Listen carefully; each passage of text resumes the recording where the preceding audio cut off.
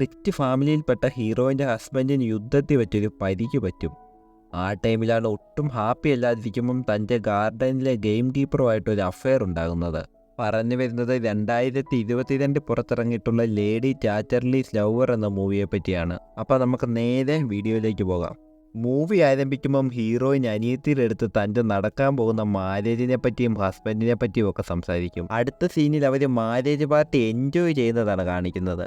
അങ്ങനെ അന്ന് വൈകിട്ട് പരിപാടിയെല്ലാം കഴിഞ്ഞ് അവളുടെ ഹസ്ബൻഡ് വേൾഡ് വാർ 1 പോകും. കുറച്ച് ദിവസം കൊണ്ട് തന്നെ വാറെല്ലാം കഴിയും. പക്ഷെ അവൻ്റെ കാലിൻ താഴെ വലിയൊരു പരിക്ക് പറ്റും. അതുകൊണ്ട് തന്നെ അവൻ്റെ ഒന്നും ഇനി വർക്കാകത്തുമില്ല. അങ്ങനെ രണ്ടുപേരും ഇവിടുള്ള എസ്റ്റേറ്റ് വിട്ടിട്ട് ദൂരെ ഒരു എസ്റ്റേറ്റിലേക്ക് പോകും. കാരണം ഇനി അവിടുത്തെ ബിസിനസ്സും കാര്യമെല്ലാം നോക്കി നടത്താനായിട്ട്. അങ്ങനെ രണ്ടുപേരും അവിടെ ചെല്ലും. അന്ന് രാത്രി ഹീറോയിൻ അവനെ കഷ്ടപ്പെട്ട് ബെഡിലേക്ക് വലിച്ചു കടത്തും. എന്നിട്ട് അവനോട് പരിപാടിക്ക് വിളിക്കുമ്പോഴോ അവനത് വർക്കല്ല. അവൻ പറയും സോറി, എന്നെ കൊണ്ട് പറ്റത്തില്ല, ക്ഷമിക്കണമെന്ന്. ഹീറോയിൻ ആ ടൈമിലേ അതൊന്നും കുഴപ്പമില്ലെന്നും പറയും. പിറ്റേ ദിവസം ഹസ്ബൻഡ് ജോലിക്കായിട്ട് ആൾക്കാരെ സെലക്ട് ചെയ്യും. ആ ടൈമിലാണ് നമ്മുടെ ഹീറോയെ സെലക്ട് ചെയ്യുന്നത്. ഇവനെപ്പറ്റി പറയുവാണെങ്കിൽ വേൾഡ് വാർ 1 ഒരു ഓഫീസറായിരുന്നു ഇവൻ. അതുമാത്രമല്ല വാറ് കഴിഞ്ഞത് പിന്നെ അവൻ റിട്ടയർഡായി പോരുകയും ചെയ്തു. ആ ടൈമിൽ തന്നെ ഹീറോയിന് കെട്ടിയവനെ ഹെൽപ്പ് ചെയ്യുന്നതും റെഡിയാക്കുന്നതും പിന്നെ അവൻ്റെ ബുക്കുകൾ ടൈപ്പ് ചെയ്യുന്നതുമൊക്കെ ആയിട്ട് ലൈഫ് ബോറടിച്ച് തുടങ്ങിയിട്ടുണ്ടായിരുന്നു. അതിങ്ങനെ കുറേ മാസം കണ്ടിന്യൂ ചെയ്യുകയും ചെയ്യും. അങ്ങനെ ഇരിക്കുമ്പോഴാണ് ഹീറോയിൻ ചോദിക്കുന്നത്, എൻ്റെ അനിയത്തി വിളിച്ചിട്ടുണ്ട്, ഞാൻ കുറച്ച് നാളത്തേക്ക് വീട്ടിലേക്ക് പോയിക്കോട്ടെ എന്ന്. ഇത് കേട്ടവനെ ഹീറോ ചോദിക്കും, നീ പോയാൽ എന്നെ ആരാ നോക്കുക എന്ന്. അതിനാണല്ലോ വീട് മുഴുവൻ വേലക്കാരുള്ളതെന്ന് അവൾ ചോദിക്കും. വേലക്കാരെ പോലെ അല്ലല്ലോ നീ പോയാൽ എൻ്റെ ലൈഫ് പോക്കാണെന്ന് ഹസ്ബൻഡും പറയും. ആക്ച്വലി അവന് വൈഫിനെ അത്രയ്ക്ക് ഇഷ്ടമാണെന്ന് തോന്നുന്നു. പക്ഷെ അവൻ അങ്ങനെ പറഞ്ഞത് ഹീറോയിന് ഒട്ടും ഇഷ്ടപ്പെട്ടിട്ടില്ല. അതുകൊണ്ട് തന്നെ അവൾ അവിടെ നിന്ന് നടന്നൊരു ഫോറസ്റ്റിലേക്ക് പോകും. ആ ടൈമിലാണ് ഒരു പട്ടി കൊരിക്കുന്ന സൗണ്ട് കേൾക്കുന്നത്. നോക്കുമ്പോഴോ നമ്മുടെ ഹീറോ. ഇവനിപ്പോൾ ഇവിടെ ഒരു ഗെയിം കീപ്പറായിട്ടാണ് വർക്ക് ചെയ്യുന്നത്. അതായത് ആടും പശുവും കോഴിയൊക്കെ നോക്കുന്ന ഒരാൾ. അങ്ങനെ ഒരു ദിവസം ഹീറോയിൻ മാർക്കറ്റിലേക്ക് ഇറങ്ങുമ്പം ടീച്ചറിനെ കാണും. ഇവർ തമ്മിൽ നല്ലൊരു ഫ്രണ്ട്ഷിപ്പും ഡെവലപ്പ് ആകും. ആ ടൈമിലാണ് കുറേ അമ്മമാർ ഇവർ ഇടിച്ചിട്ടിട്ട് പോകുന്നത്. ഹീറോയിൻ ചോദിക്കും, ആരെ ഇവന്മാരൊക്കെ? ഇവന്മാർ നിങ്ങളുടെ മൈനി വർക്ക് ചെയ്യുന്നവരായിരുന്നു. അവരെ ജോലിയിൽ നിന്ന് പറഞ്ഞു വിട്ടുകൊണ്ട് വിപ്ലവം ചെയ്യുന്നതാണെന്നും ടീച്ചർ പറയും. തിരിച്ച് വീട്ടിലേക്ക് വന്ന ഹീറോയിൻ കെട്ടിയവനുമായിട്ടൊരു മലയിലേക്ക് പോകും. ആ ടൈമിലാണ് അവൻ്റെ വീൽ ചെയർ അവിടെ സ്റ്റക്കാകുന്നത്. ഇവൾ എത്ര ശ്രമിച്ചിട്ടും അതോട്ട് തള്ളാനും പറ്റത്തില്ല. അപ്പോഴേ നമ്മുടെ ഹീറോ അങ്ങോട്ടേക്ക് വരും. ഇതാണ് ഇവിടുത്തെ പുതിയ ഗെയിം കീപ്പർ എന്ന് ഹസ്ബൻഡ് നമ്മുടെ ഹീറോയിന് അവനെ ഇൻട്രൊഡ്യൂസ് ചെയ്യും. അതിനുശേഷം നമ്മുടെ ഹീറോ എങ്ങനെയൊക്കെയോ കഷ്ടപ്പെട്ട് അവിടെ നിന്ന് തള്ളി ആ ചെയറിൽ നിന്ന് നീക്കി കൊടുക്കും. അവിടെ നിന്ന് രണ്ടുപേരും നല്ലൊരു വ്യൂ പോയിന്റിലെത്തും. കെട്ടിയവൻ പറയും, ഈ ബ്യൂട്ടി കാണാനോ ഞാൻ ഇവിടം വരെ വന്നേ, പക്ഷേ എൻ്റെ മകൻ ഇത് കാണാൻ കഴിയില്ലല്ലോ എന്ന്. നിങ്ങൾക്കൊരു മകനെ തരാത്തതിൽ എന്നോട് ക്ഷമിക്കണമെന്ന് ഹീറോയിനും പറയും. ശരിക്കും തെറ്റ് നമ്മുടെ കെട്ടിയവൻ്റെ ഭാഗത്താണ്. എന്നിട്ടും ഹീറോയിൻ സോറി ചോദിക്കും. അപ്പോഴാണ് കെട്ടിയവൻ പറയുന്നത്, നിനക്ക് വേറൊരാളുമായിട്ട് സെക്സ് ചെയ്തിട്ട് നമ്മുടെ കുടുംബത്തിനൊരു അവകാശിയെ തന്നൂടെ എന്ന്. എന്ത്, വേറൊരാളുമായിട്ട് സെക്സ് ചെയ്യാനോ? അതൊക്കെ തെറ്റാണ്. അതുമാത്രമല്ല, ലവ് എന്ന് പറഞ്ഞാൽ സെക്സ് മാത്രമല്ല, അതിനുപരി ഒരുപാടുണ്ടെന്ന് ഹീറോയിൻ പറയും. നമ്മുടെ കുടുംബത്തിന് ഒരു അവകാശി വേണം. ഇത് പുറത്താരും അറിയാൻ പോകുന്നില്ല, എല്ലാവരും എൻ്റെ കൊച്ചാണെന്ന് വിചാരിച്ചുകൊള്ളുമെന്ന് കെട്ടിയവൻ പറയും. പക്ഷേ ഇതൊന്നും നമ്മുടെ ഹീറോയിൻ അക്സെപ്റ്റ് ചെയ്യാനേ പറ്റുന്നുണ്ടായിരുന്നില്ല. അന്ന് നൈറ്റ് ഒരു പാർട്ടി നടക്കും. ആ ടൈമിലാണ് ഒരു പയ്യൻ വന്ന് ഹീറോയിനോട് ക്ലോസ് ആയിട്ട് സംസാരിക്കുന്നത്. ഇതെല്ലാം കണ്ടിട്ട് കെട്ടിയവൻ പറയും, ഇനി അടുത്ത പാർട്ടിയിൽ അവനെ ഒരിക്കലും വിളിക്കത്തില്ലെന്ന്. ആ ടൈമിലാണ് ഹീറോയിൻ പറയുന്നത്, എനിക്ക് തീരെ സുഖമില്ലെന്ന്. പക്ഷെ അവൻ ഇതൊന്നും കാര്യമാക്കത്തില്ല. അവൻ എഴുതിയ ബുക്കിന് വന്ന കമൻറ്റും വായിച്ചുകൊണ്ടിരിക്കും. അടുത്ത സീനിൽ അനിയത്തി ഹീറോയിൻ്റെ വീട്ടിലേക്ക് വരും. ആ ടൈമിലാണ് ഹീറോയിൻ ടയേർഡായി സുഖമില്ലാതിരിക്കുന്നത് കാണുന്നത്. ഇത് കണ്ടിട്ട് എന്ത് പറ്റിയത് അനിയത്തി ചോദിക്കും. എനിക്ക് ജീവിതം ഫുള്ള് മടുത്തു, എന്നും ഒരേപോലെ പോവുകയാണെന്ന് ഹീറോയിൻ പറയും. അങ്ങനെ അനിയത്തി അവിടെ നിന്ന് ചെന്ന് കെട്ടിയവനോട് പറയും, അവൾക്ക് തീരെ സുഖമില്ല, പെട്ടെന്ന് തന്നെ ഡോക്ടറിനെ വിളിക്കണമെന്ന്. ഡോക്ടറൊന്നും ഇങ്ങോട്ട് വരത്തില്ലെന്ന് അവൻ വളരെ കൂളായിട്ട് പറയുകയും ചെയ്യും. ഇത് കണ്ടിട്ട് കലിപ്പായ അനിയത്തി കെട്ടിയവനെ കുഞ്ഞിലെ നോക്കിയ ആൻറ്റിയെ തേടി കണ്ടുപിടിച്ചുകൊണ്ട് വരും. എന്നിട്ട് പറയും, നിങ്ങളെ നോക്കി എൻ്റെ സിസ്റ്റർ വീക്കായിപ്പോയി, അതുകൊണ്ട് ഇനി നിങ്ങളെ നോക്കാൻ പോകുന്ന ഈ ആൻറ്റി ആയിരിക്കുമെന്ന്. ഉടനെ കെട്ടിയവൻ പറയും, പുതിയതായിട്ട് വാങ്ങിച്ച പറവകളെല്ലാം മുട്ടയിട്ടിട്ടുണ്ടോ, ഏത് സ്റ്റേജിലാന്ന് പോയി ഗെയിം കീപ്പറിൻ്റെ അടുത്ത് അന്വേഷിച്ചിട്ട് വരാൻ. ഇത് കേട്ട ഉടനെ തന്നെ ഹീറോയിൻ ഫോറസ്റ്റിന് നടുവിലുള്ള ഗെയിം കീപ്പറിൻ്റെ വീട്ടിലേക്ക് ചെല്ലും. ആ ടൈമിലാണ് അവൻ അവിടെ കുളിച്ചുകൊണ്ട് നിൽക്കുന്നത്. ഇത് കണ്ടുടനെ തന്നെ നമ്മുടെ ഹീറോയിന് ഒരു നാണം വരും. കുറച്ച് ടൈം കഴിഞ്ഞ് അവൾ പറവകളെല്ലാം എങ്ങനെ ഉണ്ടെന്ന് ചോദിച്ച് വീടിനകത്തേക്ക് കയറും.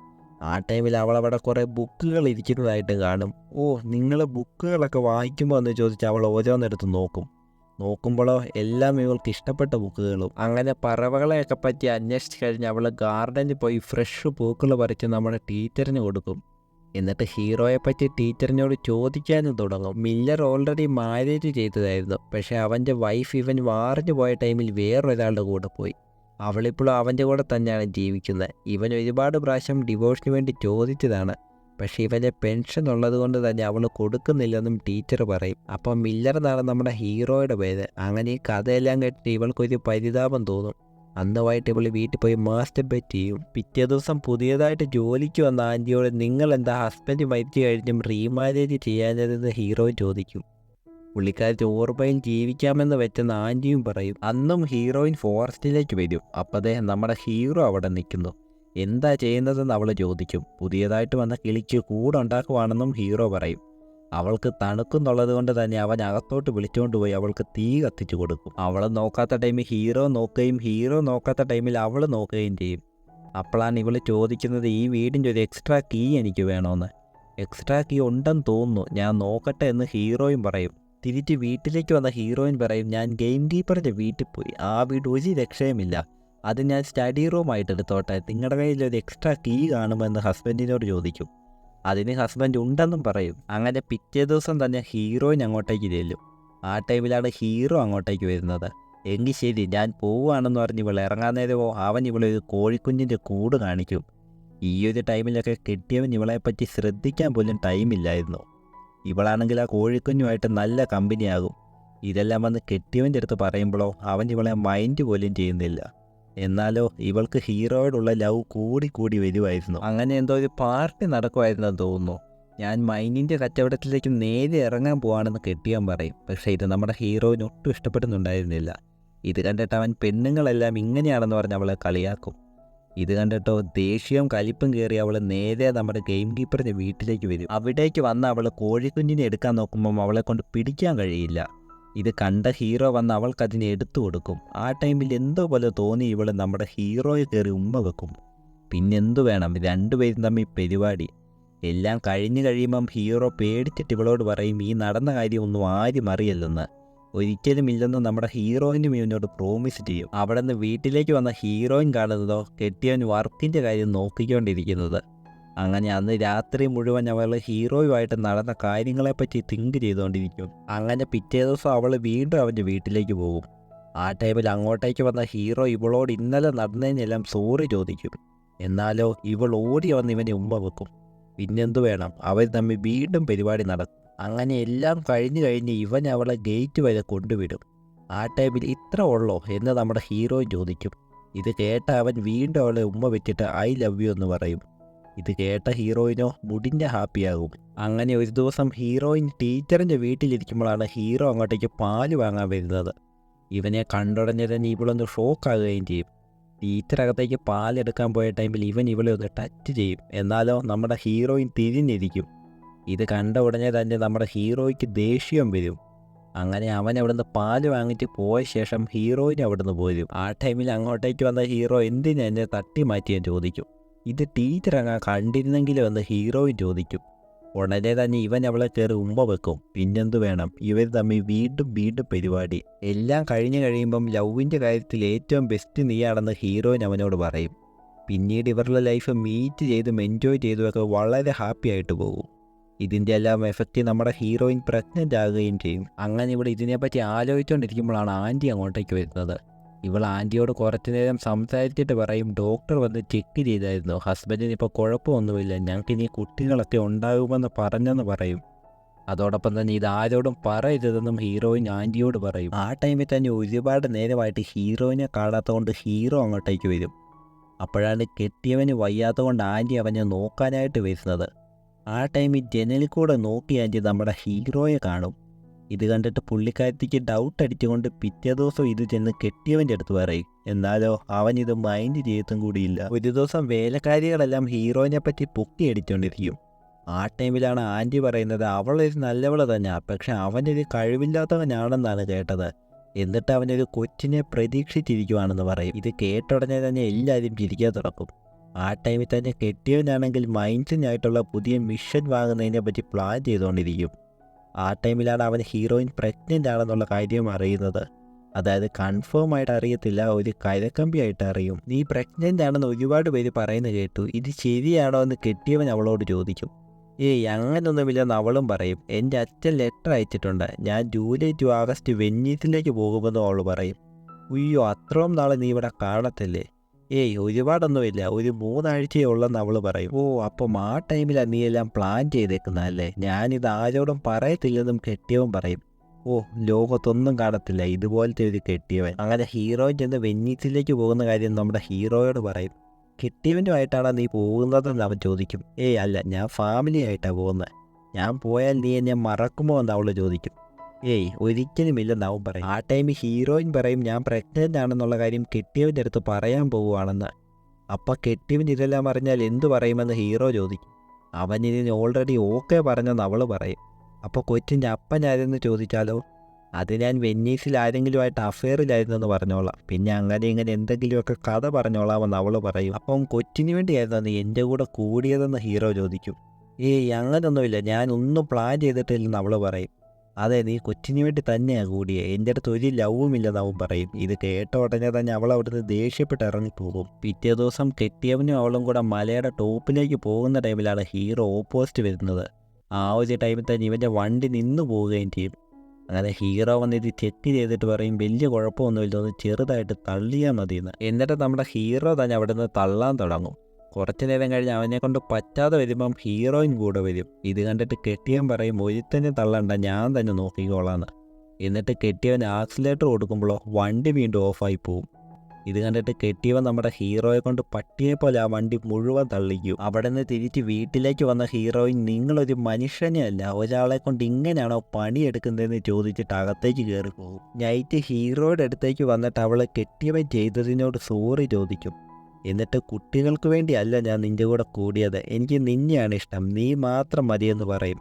അതോടൊപ്പം തന്നെ ഞാൻ എങ്ങനെയെങ്കിലും കെട്ടിയവൻ്റെ അടുത്തുനിന്ന് ഡിവോഴ്സ് വാങ്ങിക്കാം, എന്നിട്ട് നമുക്ക് രണ്ട് എവിടെയെങ്കിലും ഒരുമിച്ച് പോയി ജീവിക്കാമെന്നും അവൾ പറയും. പക്ഷെ എൻ്റെ വൈഫ് ഡിവോഴ്സ് തരത്തില്ല, അവളിപ്പം വേറൊരുത്തൻ്റെ കൂടെ, ഞാൻ എത്ര ചോദിച്ചിട്ട് അവൾ തരുന്നില്ലെന്ന് ഹീറോ പറഞ്ഞിട്ട് അവർ തമ്മിൽ കെട്ടിപ്പിടിക്കാൻ തുടങ്ങും.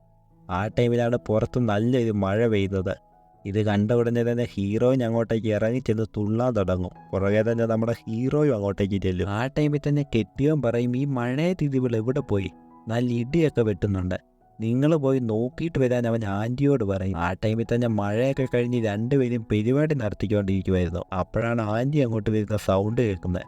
പെട്ടെന്ന് തന്നെ ഹീറോയിൻ എല്ലാം നിർത്തിയിട്ട് ആൻറ്റിയുടെ കൂടെ വരും. എന്നിട്ട് അവളെ ചോദിക്കും, നിങ്ങൾ എന്തിനാ എന്നെ അന്വേഷിച്ച് വന്നതെന്ന്, നിങ്ങളെ സേഫായിട്ട് കൊണ്ടുവരാൻ കെട്ടിയവൻ പറഞ്ഞെന്നും ആൻറ്റി പറയും. അവിടെ നിന്ന് വീട്ടിലേക്ക് വന്ന ഹീറോയിൻ ചോദിക്കും, ഞാൻ എന്താ കൊച്ചുകുട്ടി വല്ലതും ആണോ, എന്തിനാ വെറുതെ ആളെ വിട്ട്, ഞാൻ മഴയത്ത് ന്യൂഡായിട്ട് നിൽക്കുമായിരുന്നു എന്ന് പറയും.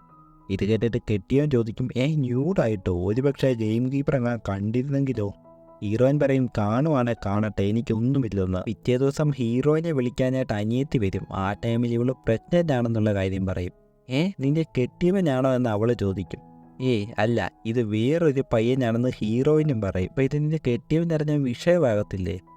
ഇല്ല, പുള്ളി എനിക്ക് ഓൾറെഡി പെർമിഷൻ തന്നിട്ടുണ്ടെന്നും ഹീറോയിൻ പറയും. അപ്പോൾ ആരാ ആ പയ്യനെന്ന് അവൾ ചോദിക്കും. അതിവിടുത്തെ ഗെയിം കീപ്പറാണെന്ന് ഹീറോയിൻ പറഞ്ഞ ഉടനെ അവൾ അനിയത്തിയുടെ ഫേസ് എന്തോ പോലെ ആകും. അവിടെ നിന്ന് രണ്ടുപേരും ഹീറോയുടെ അടുത്തേക്ക് പോകും. ആ ടൈമിൽ ഹീറോയിൻ അനിയത്തിയോട് ഇരിക്കാൻ പറയുമ്പോൾ അവൾ ഇരിക്കത്തില്ല.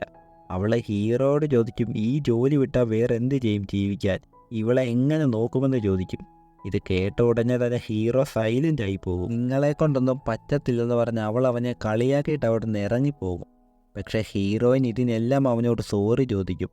അവൻ പറയും, അവൾ പറഞ്ഞതിൽ എന്താ തെറ്റുള്ളത്, എനിക്ക് വേറെ എന്ത് ജോലിയാണ് ഉള്ളത്. ഹീറോയിൻ പറയും, അങ്ങനൊന്നും പറയല്ലേ, എനിക്ക് നിന്റെ ലവ് മാത്രം മതിയെന്ന് പറഞ്ഞ് അവനെ ഉമ്മ വെക്കും. പിന്നെന്ത് വേണം, വീണ്ടും അവർ തമ്മിൽ പരിപാടി. അങ്ങനെ അവിടെ നിന്ന് രണ്ടുപേരും ലണ്ടനിലേക്ക് അവരുടെ അച്ഛൻ്റെ അടുത്ത് ചെല്ലും.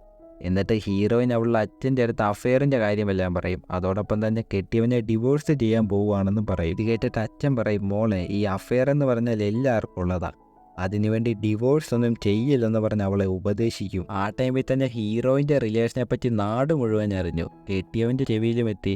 അപ്പോഴാണ് ആൻറ്റി ഇത് കേട്ടിട്ട് തിരിച്ചിങ്ങോട്ട് വരാനായിട്ട് ഹീറോയിനെ വിളിച്ച് പറയുന്നത്. അങ്ങനെ കെട്ടിയവൻ ഹീറോയെ വിളിച്ചിട്ട് പറയും, നീ എൻ്റെ സെർവൻ്റാ, പക്ഷേ നിന്നെപ്പറ്റിയും എൻ്റെ വൈഫിനെ പറ്റിയും ഒരുപാട് കരക്കമ്പി ഇറങ്ങുന്നുണ്ട്, അതുകൊണ്ട് നീ ഇവിടുന്ന് ജോലി റിസൈൻ ചെയ്തിട്ട് വേഗം വിട്ടോളാൻ പറയും. ആ ടൈമിൽ ഹീറോയുടെ വീട്ടിലേക്ക് വരും. അപ്പതേ അവനെല്ലാം പാക്ക് ചെയ്ത് പോകാനിറങ്ങും. ഇവിടെ ചോദിക്കും, നീ ഇതെങ്ങോട്ടായി പോകുന്നതെന്ന്. എൻ്റെ ജോലി റിസൈൻ ചെയ്തിട്ട് പോകാൻ പറഞ്ഞെന്ന് ഹീറോ പറയും. ഹീറോയും ചോദിക്കും, പോകാനോ? എങ്കിൽ വാ, നമുക്ക് രണ്ടുപേർക്കും ഒന്നിച്ച് പോകാമെന്ന് പറയും. നിന്നെ നോക്കാൻ എൻ്റെ കയ്യിൽ എന്താ ഉള്ളതെന്ന് ഹീറോയും ചോദിക്കും.